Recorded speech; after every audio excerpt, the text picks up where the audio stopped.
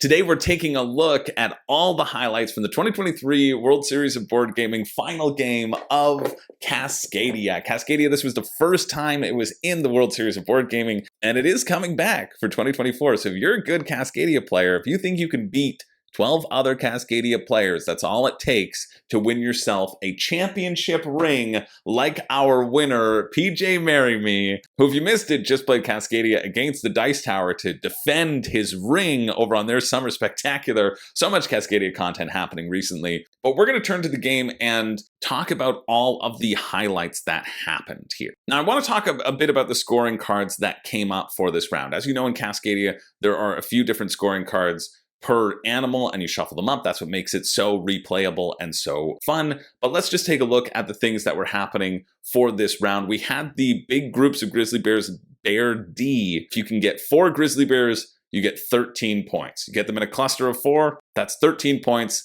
That's 3.25 points per bear. And that's kind of how you want to start thinking about these. It's an easy way of breaking it down because you can see a lot of large points, but you really want to think about it in terms of how much does each individual animal actually score you when you're thinking about how you want to lay out your habitats. We also have the elk. Again, a group of 4 gets you 13. However, it's a little bit more forgiving than the bears because you can have a single elk. A single elk will get you 2 points. If you need it, an extra 2 points, boom, done. Or a group of 4 in that exact position will get you 13 points. Again, 3.25 points per elk. This is elk B that we were playing with. We were also playing with salmon D. A run of salmon, a big run of salmon can get you 1 point per salmon and 1 point for each animal touching that salmon. So in this case, this would be worth 8 points. You're able to scoop up a few extra points. The longer your salmon run is, the more points that you can get. So potentially you could make a little bit more points than 3.25 as long as you have the infrastructure around the salmon to support that. This is a pretty big salmon card, allowing you to weave through the animals and just score points for a bunch of things. Very sort of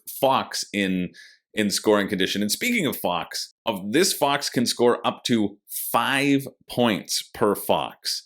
5 points per fox, but it requires you to have a number of unique adjacent animal types. So you see right here, this is scoring 5 points because there are all 5 different animals around it. Pretty hard to pull off to get that 5-pointer, but if you can get a 4-pointer or a 3-pointer for just 1, it's a pretty good return on your investment by just placing it down. Definitely better than a single elk because you're probably going to be adjacent to at least 2 different animal types and potentially a third. These foxes are ones to watch out for. And then finally, the one I saved for last to talk about because this is what I want to focus on first, the red-tailed hawks. Hawk number C, potentially the most powerful hawks that you can play. And this, according to our winner, PJ, was the key to PJ's success. And what I want to do in this highlight reel is really sort of focus on how PJ builds out his map. I think that's a really exciting thing to look at and to watch. But you can see you can get a line of sight, 3 points per line of sight. And so if you manage to get the pinwheel of death, you can get a total of 36 points.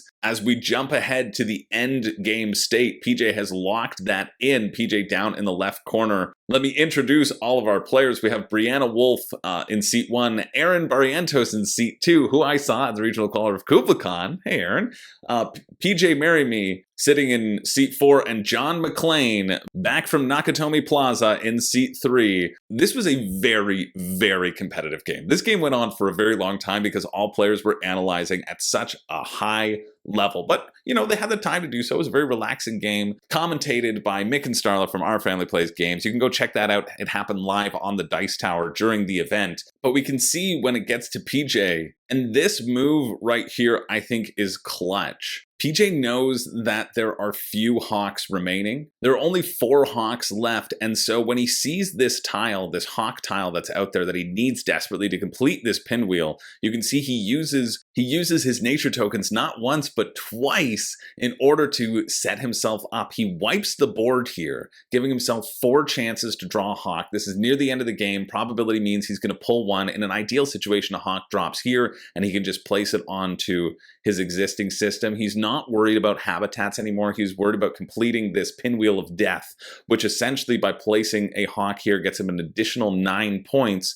Coincidentally, the difference between PJ's final score and 4th place. I think the scores were 101, 102, 103, and 110, or something along those lines. It is a huge, huge move, probably the most important move of the game. And the order in which this happens is huge. PJ could absolutely have taken this hawk, right, and something else without wiping the area. Completely fine. However, if he does that, he gets kind of a bonus, a double bonus in this way. He knows that Brianna's going next. He sees that Brianna loves salmon right now. He's making it slightly more inconvenient here because there's a salmon locked up with a salmon. If Brianna takes this, Brianna gets essentially an additional 4 points. You just take this salmon, you slot it in right there, you get 2 points for well, 3 points actually. You get 1 point for the salmon, you get 1 point for the nature token, and you also get 1 point for extending your largest field area, which actually then also gives Brianna the maximum and doesn't have to tie, so it kind of is a 5-point swing by having this in here. By wiping this board, not only does PJ give himself 4 chances to draw a hawk, knowing that he can use those nature tokens, but he also makes a real dent into Brianna's score as well. Which is why I think this move is better than potentially just taking something, taking an elk. There's a spot over here for PJ to put an elk down. It could get him an additional 3 points and set himself up for the hawk later, hoping that he could pull it on a different turn and save that nature token. I actually think it's a really good move to use the nature token at this point, and he was able to hinder his opponent. It worked out really well for him. However, there is a chance that maybe he wouldn't have pulled the hawks that he needed. There's only 4 hawks in the bag. While the probabilities were high at this point, there's a chance he could have pulled not the hawks and been forced to take something else. Now, he still can then just take the hawk and whatever else comes up, setting himself up for later. That's completely fine, and I think he probably would have done that, holding on to that nature token to take it whenever, potentially giving himself anything better than a salmon, right? A fox is better, an elk is better, a bear is better, and the hawk obviously is better. So those are probably the thinking that went through PJ's decision for the white. Anything is better than the salmon. He knows that he's taking this. The salmon, there is no place for the salmon, but rather than pick up something that is suboptimal, you might as well wipe the board, see if the hawk comes up, hit out at your opponent, and get something better in the process. A really, really great use of when to pull the trigger on those nature tokens, kind of a perfect storm of things that you want, and a great idea of pulling the trigger while the going is hot, because you don't know how many hawk tiles are going to come up next. PJ needs to get that hawk in there to get those 9 points. And so it doesn't matter that it doesn't match with his current landscape. There's a potential of being able to build to it if he gets another one of those solo tiles. It is a huge, huge play for PJ, and this is the move that wins him the game. I also think it's interesting to note the run of salmon here and how well those salmon run work with the pinwheel of death. Another incredible thing just looking at this end game state, and I think for this game of Cascadia, looking at the beginning and middle and end is an exciting way to look at things.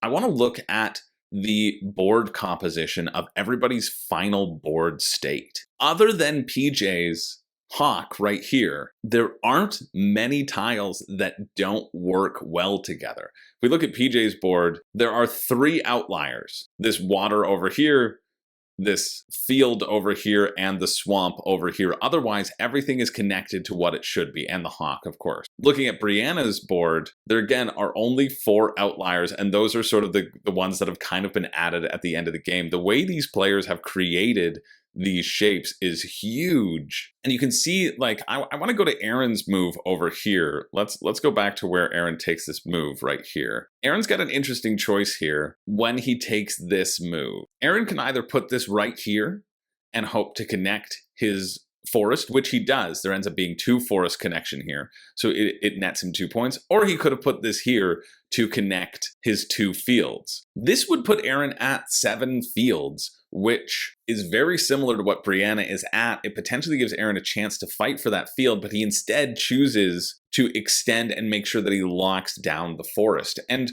either one of these situations could have been good, but I do love this play. At this point, I think there's only sort of 1 tile placement remaining for Aaron. And so he knows that all you can do is tie with Brianna, and then he would be tying with everybody else. He wants to gobble up those points for himself. He's abandoning those other connections, and also he leaves, looking at the board, he's leaving himself the out to add on to it as well. This is an interesting choice here happening in the late stages of the game. The idea of, do you go for just claiming that 3-point bonus for yourself, or do you try to tie and get a 2 and a 2? If you do tie, you end up getting a total of 4 points, right? If Aaron was able to tie twice in both forests and the other, but the swing isn't as much. This feels like the correct choice because he's able to get that forest in there, locking that up, grabbing those points and denying other people the forest tie, which would have been given to John probably, since John had access to breaking that forest. So all Aaron would have gotten would have been a tie in fields and not taken the forest, therefore making it a good decision to make the forest. But we can see, we can break down these decisions in such like an interesting, exciting way, especially when you come down to the end game. And I just love seeing the depth of how these players have organized their boards in this dual tile laying game. Cascadia is, in its essence, a dual tile laying game. You're laying both, and people forget about the habitats because the unique scoring condition is so prevalent for the game, right? When you're teaching it, you're teaching those as the rules, and the habitats kind of get left by the wayside. And you think 3 bonus points isn't that significant to have the most in a habitat, but habitat points can really add up. Every tile you place, it has the potential of 2 points on it in any capacity. If it's a single tile with a nature token on it, there's your 2 points. If it has 2 landscapes, there's your 2 points. If you can get those 40 points from your tiles, you only have to make up an additional 70 to hit that score of 110. And if you have gotten scores higher than that, if you've ever beaten 12 people, that's all it takes to get this championship ring, to get bragging rights for all eternity, and to be crowned a World Series of Board Gaming champion and move on to compete for that $25,000 grand prize. I know there are good Cascadia players out there. There's the ability to go on a run. There is the chance for you to win, and all it takes is you entering and buying your ticket at WSBGVegas.com, having the best board gaming week of your year, meeting friendly people who are there to compete,